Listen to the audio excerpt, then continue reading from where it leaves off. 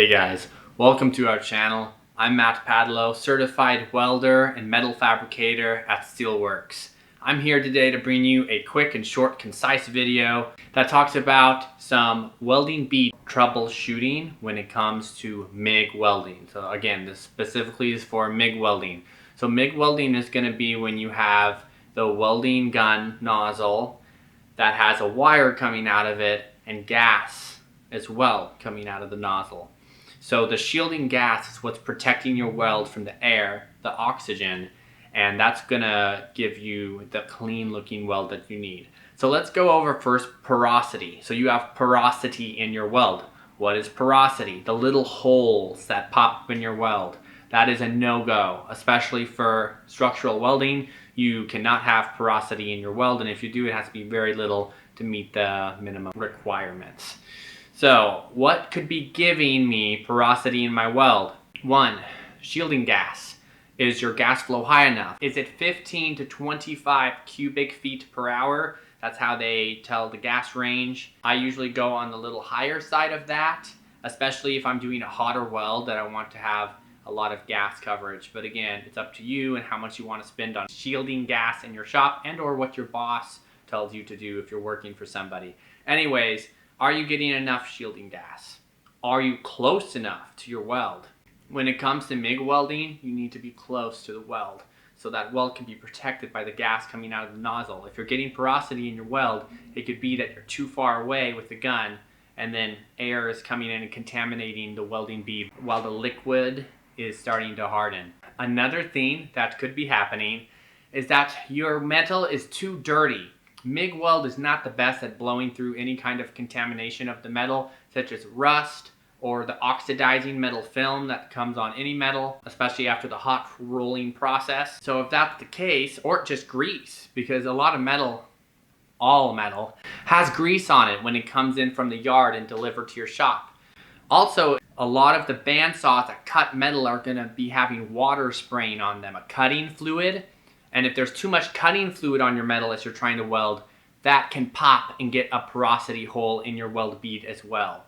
So it can be the grease on the metal that comes in the shop from the supplier.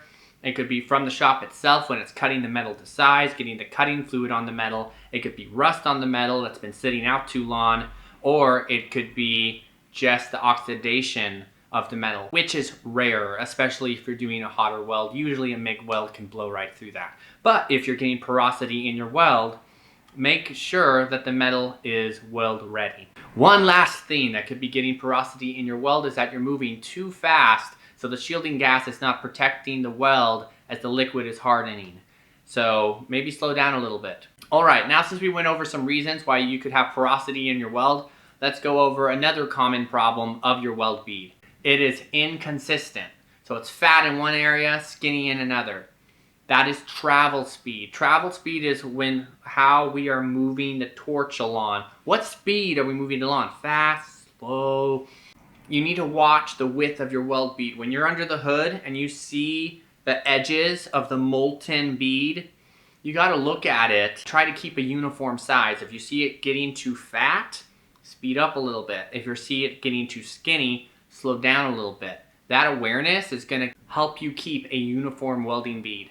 And the biggest tip, just try to be robotic. So try to move very robotic. Before you start your weld, make sure that you're placing yourself in a comfortable position, elbows by your sides if you can, and go through the motion of the weld, beginning to end, ensuring that you are in a position that you can start the weld and end the weld with the same motion, the same distance from the welding piece, so that your torch isn't going higher or closer to the welding bead, and that your travel speed can remain a constant speed, as close to constant as possible. Voltage, amperage, is your heat that goes on when you're welding and you're MIG welding, because we're talking about MIG welding right now. Let's go ahead and talk about that. So if you want your weld flatter, if you want penetration into the workpiece to be deeper, turn that knob, tap that button arrow up, whatever your welder is set up as, and increase the heat that is pumping into your workpiece. That is going to give you better penetration, and that's going to flatten out that weld. If it's too rounded and like stacked up on top of each other, and you see that the toes of the weld, which are the edges of the weld, an edge of a weld is called a toe.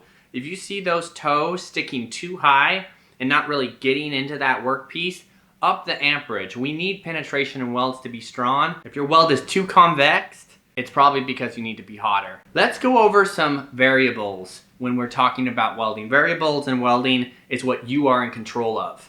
So travel speed, distance from the weld. Let's go over some constants. Voltage, amperage, cubic feet per hour, the shielding gas that you're dealing with. And wire speed. You can control the wire speed. If your weld is too convex, look at your wire speed. It could be too high. If you see it hitting the workpiece and breaking off, turn the wire speed down, get it to where it's almost a globular transfer, where the wire, you can see under the hood that it breaks off into little droplets into the weld puddle, and that is going to give you a much flatter weld. It's going to be hotter, and it's going to lay down much nicer for you. If your weld is too inconsistent, you're not getting enough material, meaning wire, into the weld fast enough, it's either taking you too long to move across your weld, or it's inconsistent, you're having to like wait for the wire to drop down, up your wire speed. That means that your wire speed isn't doing enough, especially if you're having connectivity issues. That means you need more wire, or to turn down the voltage amperage. So that's one thing to consider when you are MIG welding, is that you either need more wire speed and less voltage amperage, or more voltage amperage or less wire speed. Because if your weld is too hot and it's breaking off way too soon and giving you an inconsistent weld, you need more wire speed to keep up with that heat demand. Another problem why your welds could be inconsistent and you're not getting the weld bead that you want is that you aren't close enough to the weld with your eyes. A lot of the times I can even forget, and I get way out here sometimes and I'm too far away, and that's not going to give you good weld quality. They do sell little zooms if you have eyesight problems or you just want to zoom in while still maintaining a pretty good distance from the weld, that you can slip into your helmet to kind of zoom in the area that you're welding. That's kind of cool, but it could be kind of inconvenient at times depending on what you do. So I just make sure that I get to my face close to that weld bead so that I can really see what's going on at the welding bead point.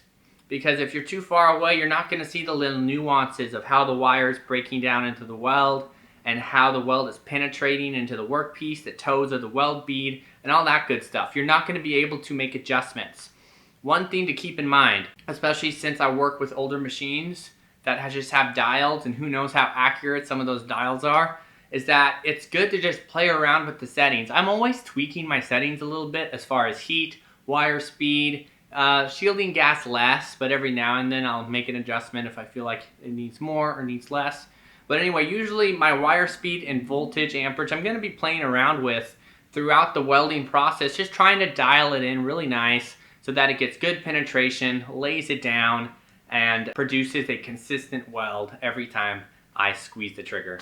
You want to keep in mind the heat affected zone, and that is the discolored area on either sides of a weld. I'm sure you've noticed when you weld, either side of the weld is going to discolor. That's the heat affected zone. That is actually weakening the metal. You have to keep in mind that what is happening and make sure that your heat affected zone is minimum. It has minimum discoloration while still at that weld site, optimum penetration. So it's a balance, because if you just go too hot, hot and heavy all the time on your weld beads, then there's going to be the weakest point, because something is only as strong as the weakest link or weakest point.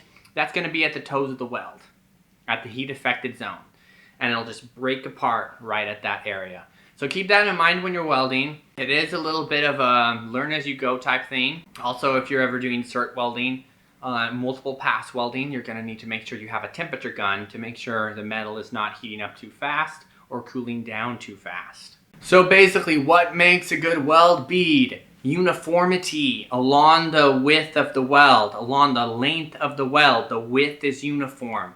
The throat of the weld, which is the distance from the bottom to the top, is going to be uniform as well. That's what gives you a good strong weld, because again, a weld is only as strong as its weakest point. So let's say you have a good uniform weld and it gets skinnier in the middle, and then you corrected and gets fat. That skinnier area is going to be weaker. So that's why uniformity is preached. That's why you have to practice towards that, is to always run uniform beads so that the weakest link really isn't there. So uniformity and then penetration. Those are going to be the biggest themes when it comes to welding and the strength of the weld. So make sure that you are penetrating, you're digging into that workpiece metal, and that the toes of the weld end up about even with that metal once the filler comes in, the filling wire. So hopefully that helped somebody today who might be considering what are the variables and constants and what are some of the common problems when MIG welding to get a good weld. I touched on most of them, if not all of them today, and hopefully that'll help you realize that there's only so many different variables that's gonna make your weld good or bad, or get porosity in the weld, or your weld bead inconsistent. Mostly it's going to be you as the operator to recognize if you need to be hotter, cooler, adjust the wire speed, more gas or less gas, which is less of a problem. And then of course, what is physically in your control, such as travel speed, distance from the weld. The more robotic you can get it, the better it's gonna be. If you like this content and want more, click the thumbs up down below and subscribe. I'd really appreciate it. If you want to see some more content like this, it's kind of like a school breakdown, not in such a shop atmosphere, go ahead and let me know in the comments below. I will answer them. Thanks so much for watching. I'm Matt Padlo. You have an awesome welding day.